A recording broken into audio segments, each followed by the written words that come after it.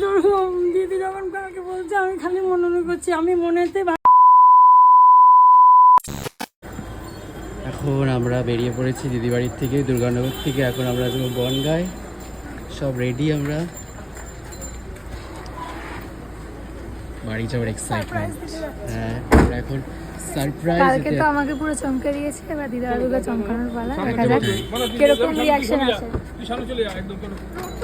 না না, সামনে বসবো না। তুমি যাও, তুমি সামনে চলে যাও, ওরা মামা তুমি সামনে পছন্দ করো, তুমি যা যা যা, ঢোক ঢোক ঢোক। ওঠো, ব্যাগ নে, ল্যাপটপের ব্যাগটা দিয়ে দিবি সামনে। যাও, তুমি পরে দিয়ে এই নে নে, ব্যাগ নে ব্যাগ নে ব্যাগ নে। চল, তোর ওই ব্যাগ কোথায়? মনের পিঠ থেকে ব্যাগটা নে, পিছনে জায়গা হয়ে যাবে এখন। চলো দাদা।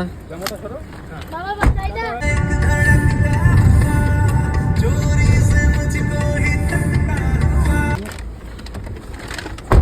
দাঁড়া আমার জন্য।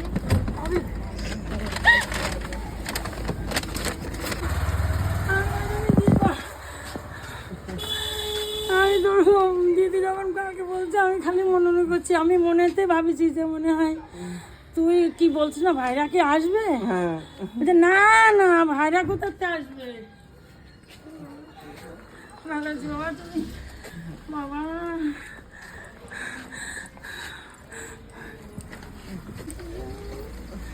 আমি তো কালকে ভাবছি কেন কি জানি, আমার মন খালি ডাকছে, ঠিক তোরা মনে হয় আসছিস।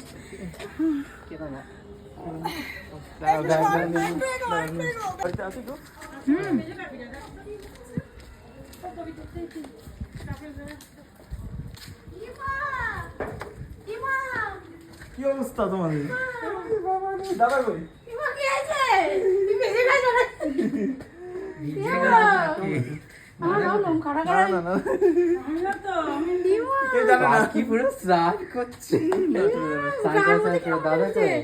দাদা একটু আগেও বলে গেল ফোন কর মামারে, ফোন কর।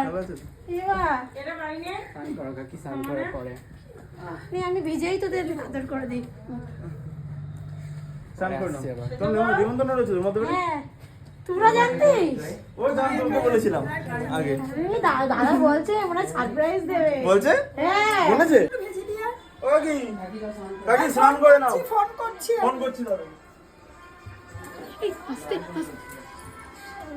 কিছু বলবে না, আসতে বলো শুধু, কিছু বলার দরকার নেই।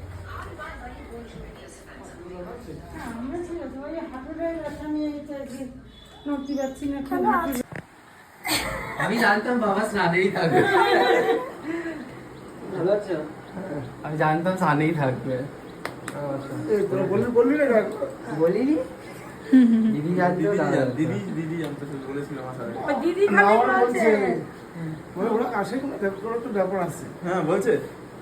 আমি বললাম মা বুঝতে পারবে। লাগছে না তো, দাঁড়িয়ে ঠিক আছে। এনে আয় তো কিছু